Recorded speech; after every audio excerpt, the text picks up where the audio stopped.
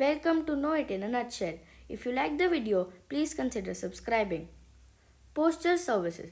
Before the phone took over the communication industry, it was the only way to send and receive messages. Not just messages, it was also used to send packages, money orders, babies, etc. Wait, what? Babies, you say?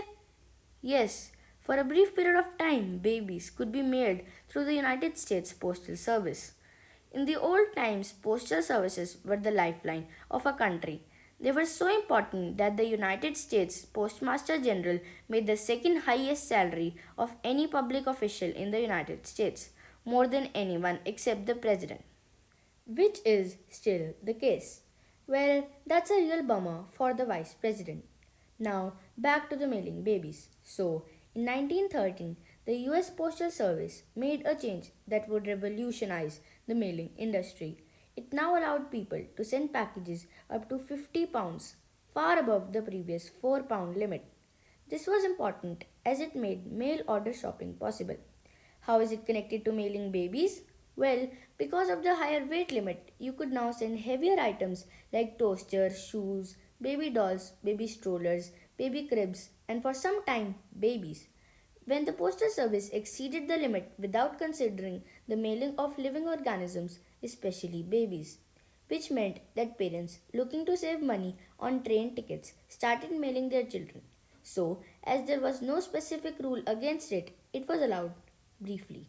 The first known case of parents sending their babies somewhere through the postal service were Jess and Matilda Beagle of Glen Estee, Ohio, who paid 15 cents in postage to send their newly born son, who was 10 pounds, to his grandma around a mile or roughly 2 kilometers away. The Beagles were not the only parents to post their children, but to be clear, mailing children was never a common practice.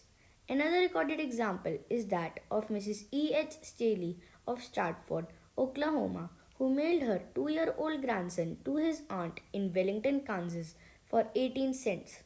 The most famous story is of Mary Pierstoff, a 6-year-old girl whose parents sent her as freight mail on a train where she traveled 75 miles, a little less than 121 kilometers, from Grangeville to Lewiston, Idaho in 1914 to visit her grandmother.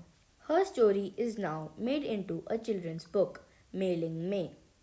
Child mailing did not include packaging children inside large packages, boxes, or crates.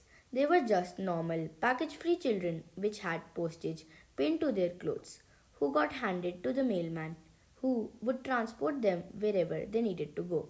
So, was mailing children actually legal in the early 1900s, or was it just another illegal thing that everyone did? Well, it's not exactly clear. In 1913, the Postmaster General made a public statement in response to child mailing. He said that there was already a rule on the books that the only live things people could parcel were bees and bugs, that obviously excluded children. But still, just to be clear, on June 14, 1920, the Postmaster General made a new rule specifically barring children from being sent in the mail. Thanks for watching.